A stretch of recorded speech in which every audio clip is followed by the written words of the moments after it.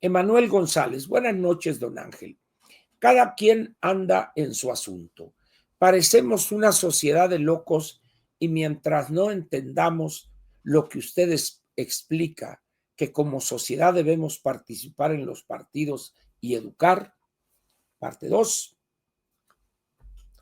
Las nuevas generaciones, pues esto va para ser un Haití donde no hay más gobierno que de la delincuencia. Fíjate, Manuel, el problema es que tema de la participación ciudadana es un tema viejo.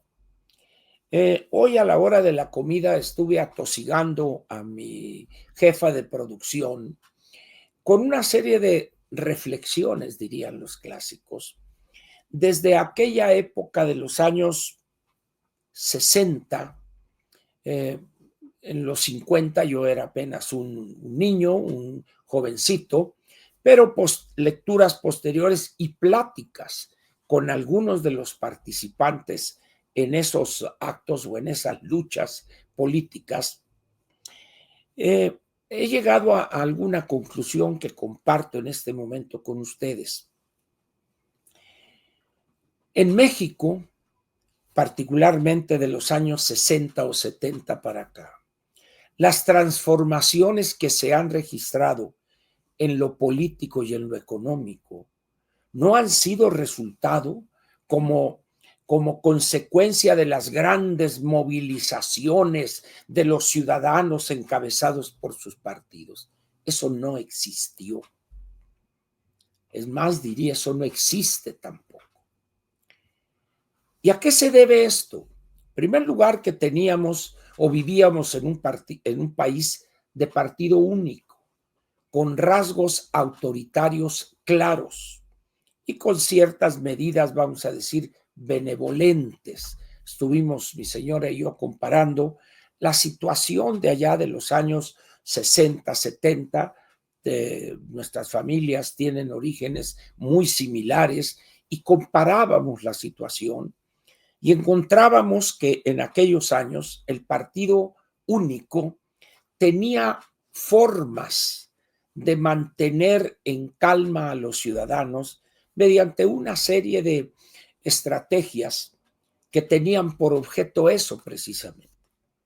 Se facilitaban las cosas, estaba los primeros años de la posguerra, México había participado de manera importante en el esfuerzo militar, de acuerdo con su capacidad y sus dimensiones. El país tenía una población baja frente a lo que tenemos hoy.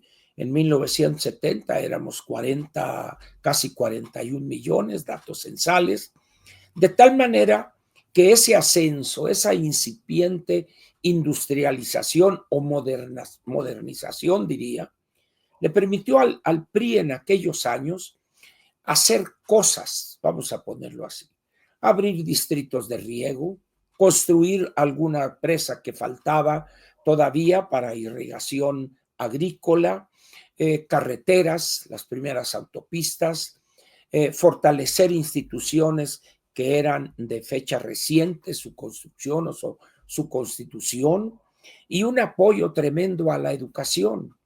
La construcción de Ciudad Universitaria en los años 50 y el obligado apoyo como contraparte al Politécnico también, la unidad de Zacatenco, etcétera.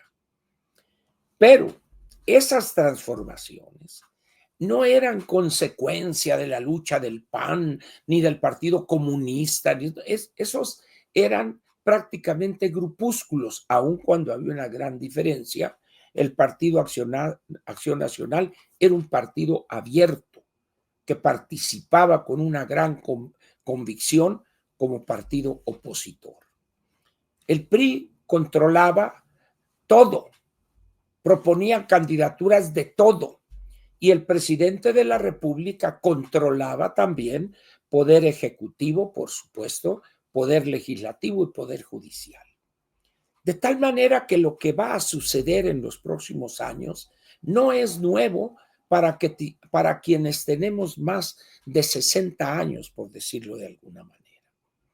Vivimos en esa época donde había un partido único, así medio que condescendía en algunas cosas, pero por otro lado, amarraba, jalaba duro. Esa era la realidad de aquellos años. Sin embargo, la degradación que se estaba gestando en la sociedad, pero no por una lucha democrática de masas encabezada por partidos. Eso no es cierto, no existió. La primera gran lucha de masas es el movimiento del 68.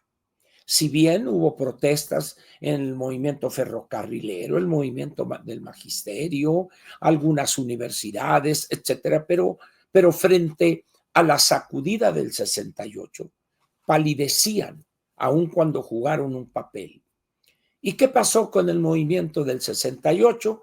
El 2 de diciembre prácticamente termina y hay algo que se han negado a reconocer los que han usufructuado el movimiento del 68. De 1968 diciembre a 1988, prácticamente México vivió una paz casi de los sepulcros, podríamos decir. ¿Por qué? Porque es cuando grupúsculos sedicentes guerrilleros fueron aplastados por el régimen y su política, su policía política y las Fuerzas Armadas. Pero aquellos estudiantes aguerridos decidieron irse a la academia, obtener una beca para un doctorado, etcétera, y el país tampoco vio manifestaciones masivas, el ciudadano. Eso tampoco existe. Se da a partir del 88 con la participación de este individuo de antepasado con una visión acera y caduca, Cuauhtémoc Cárdenas, que aprovechó esa cosa que se acumuló, ese descontento, y ahí hubo manifestaciones que fueron una explosión de descontento, al igual que el 68. ¿Qué pasa ahí? Es cuando empiezan a verse algunas fisuras, algunos signos de apertura, pero como consecuencia de la decisión del Estado. Y luego viene posteriormente el sexenio donde la apertura que se da el 86-87 se concreta y ya es otra historia.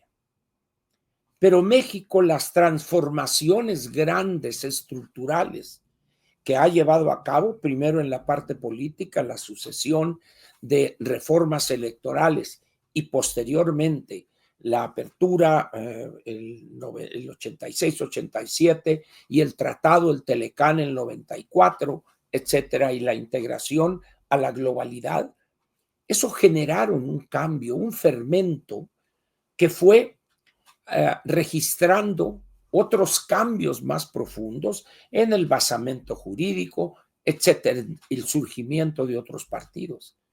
Pero a lo largo de esos 60 o 70 años, no hubo grandes movimientos ciudadanos. ¿Y por qué?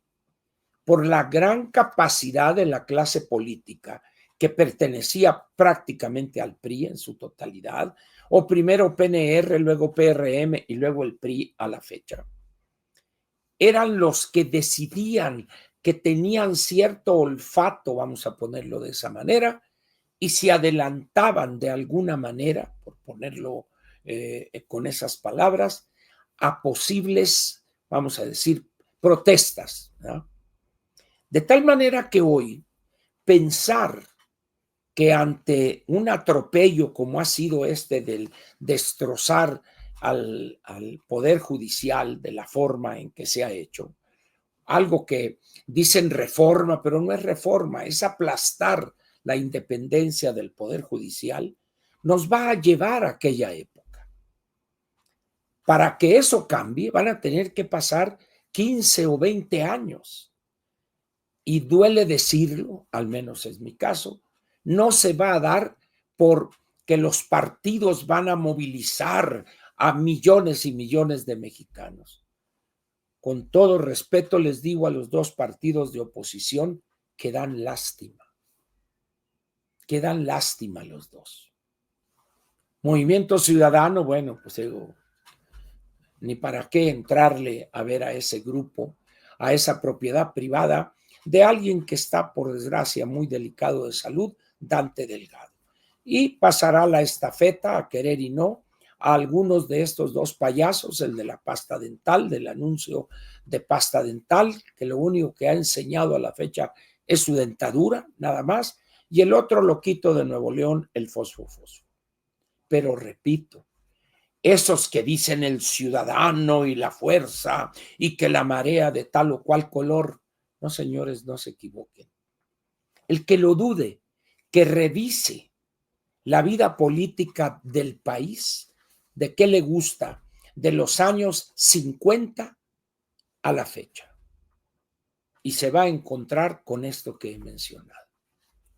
De tal manera, pues, que seamos objetivos con lo que vamos a vivir en los próximos 15 o 20 años. ¿Qué cambios habrá? Aquellos que se vea obligada Morena a llevarlos a cabo por los problemas internos que ya tienen y que están aflorando, pero no por la presión de la marea rosa, de la marea colorada, de la marea café o de ahí. Puro cartucho quemado es el que anda ahí viendo a ver qué pepena. Vamos a ver con este grupo de organizaciones medio raras que quieren constituir un nuevo partido.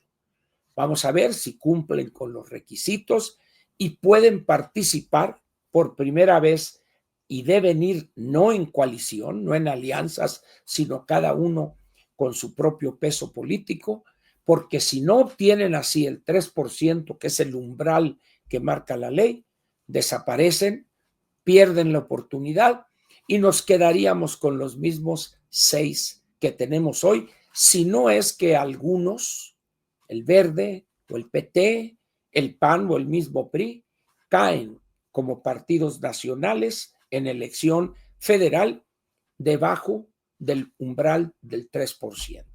¿Se acuerdan ustedes que el PT perdió quedó abajo de ese umbral y en una jugada el PRI manipula, podía hacerlo en aquellos años, repiten una elección en el Distrito 1 de Aguascalientes y de ahí obtuvo las centésimas necesarias para poder seguir? Y vean dónde está ese negocio particular de Alberto Anaya y su señora esposa.